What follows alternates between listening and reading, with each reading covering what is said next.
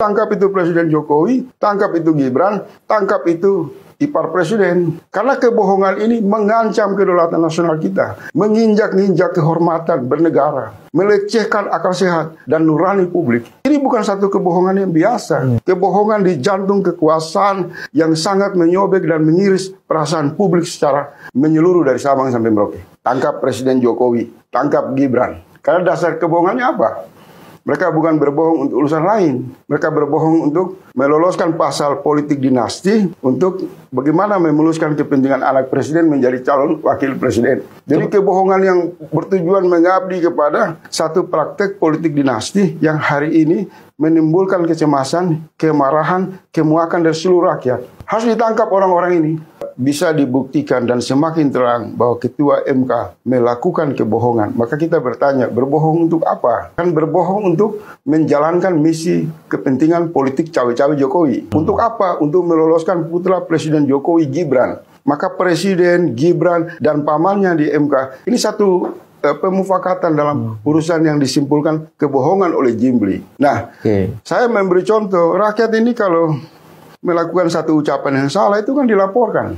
Undang-undang ITE. Pertanyaan apakah berlaku nggak ketika di pusat Mahkamah Konstitusi ini melakukan hoaks, melakukan kebohongan, harus ada konsekuensi. Dan ini tidak berdiri sendiri. Dia berani melakukan kebohongan karena ada jaminan dari pemberi kebohongan. Sudah otomatis kekuasaan itu adalah Presiden Jokowi.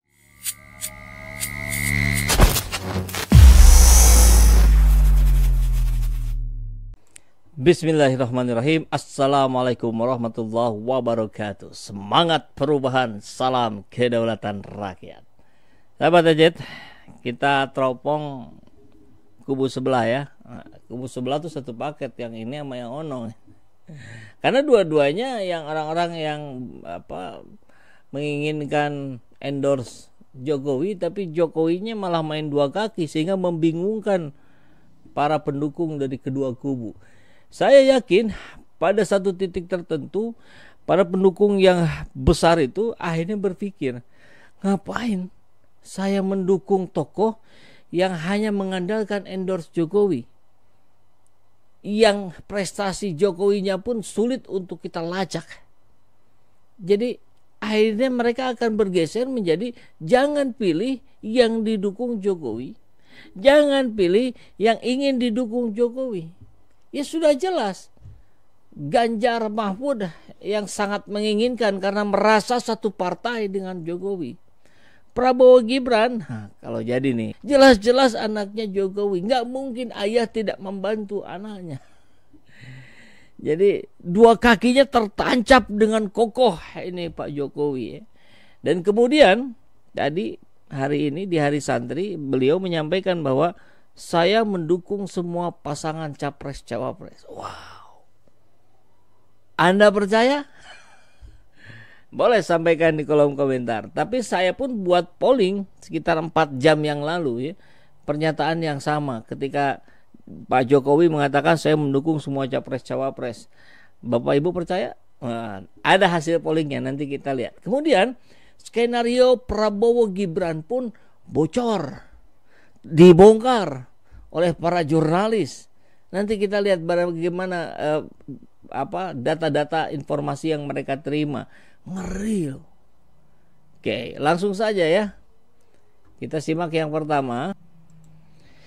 Jokowi nyatakan dukung semua pasangan dalam Pilpres 2024. Minggu 22 Oktober. Presiden Joko Widodo menyatakan dirinya tidak memihak dan akan mendukung semua pasangan calon presiden dan calon wakil presiden yang maju dalam pemilihan presiden.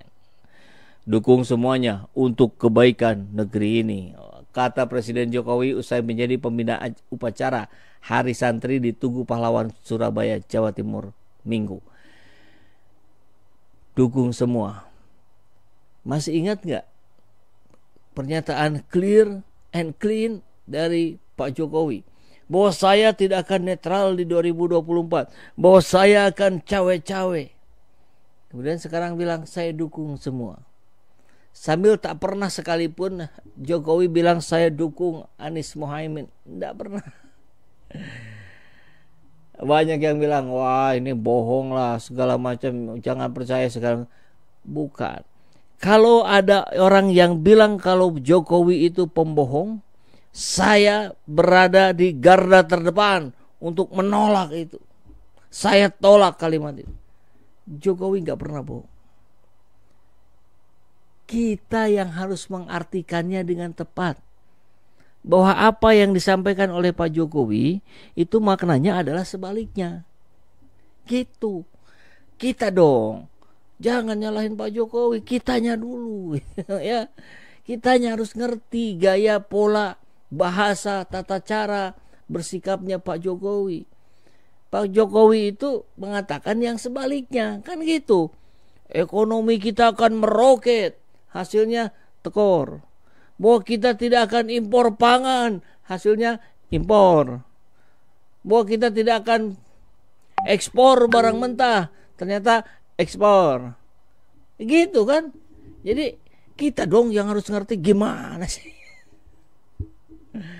Oke, mengenai apakah sang anak Gibran Raka Buming Raka cocok jika dipasangkan dengan Prabowo Subianto, Jokowi mengatakan seluruh pasangan yang maju pada Pilpres 2024 cocok.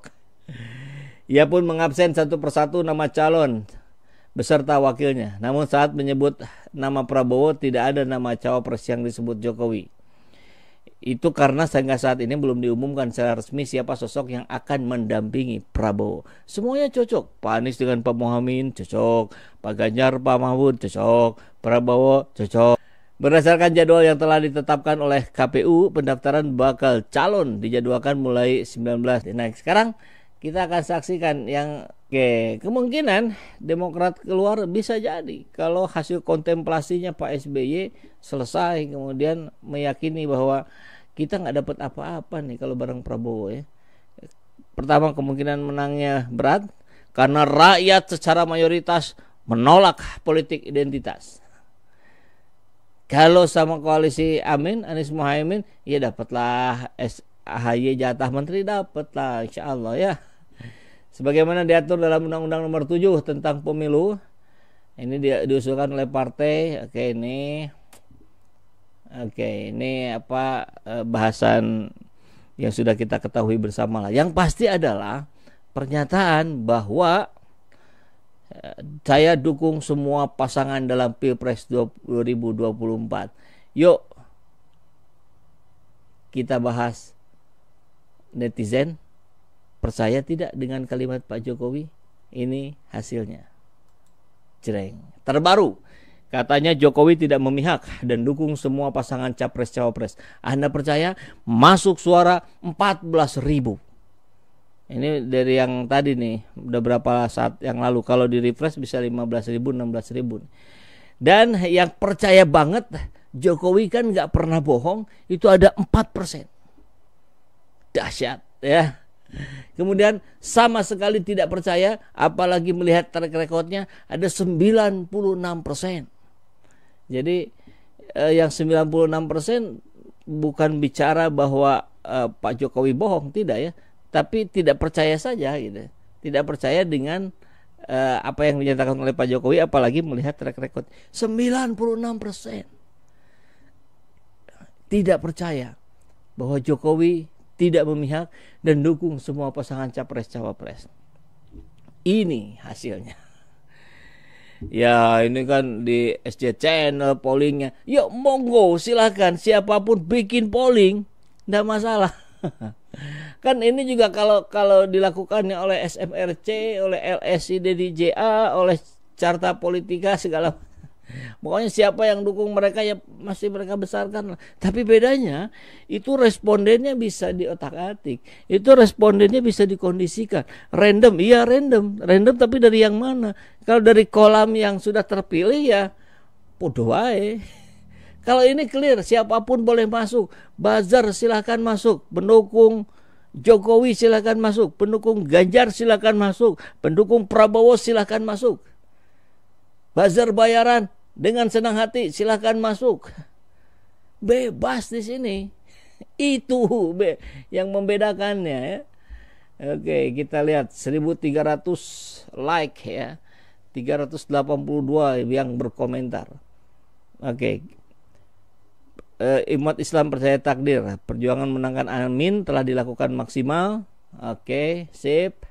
Kita hargai omongan Jokowi bahwa secara lahir mendukung semua capres, tapi dalamnya lautan dapat diukur.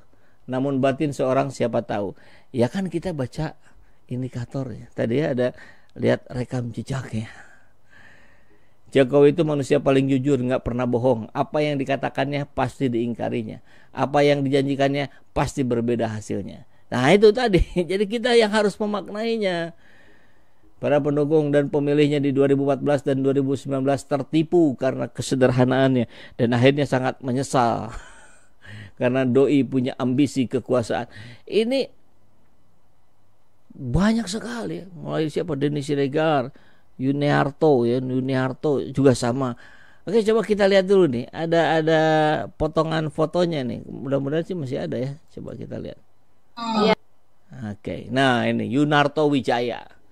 Ini postingan kemarin ya. Dimulai dari 3 periode, perpanjangan periode ditolak publik. Lalu muncullah endorsement ke Ganjar. Lalu juga ke Prabowo. Berujung ke anaknya sendiri. Ini memang bukan tentang memilih Ganjar dan Prabowo. Ini tentang mencari formula agar dirinya tetap berkuasa.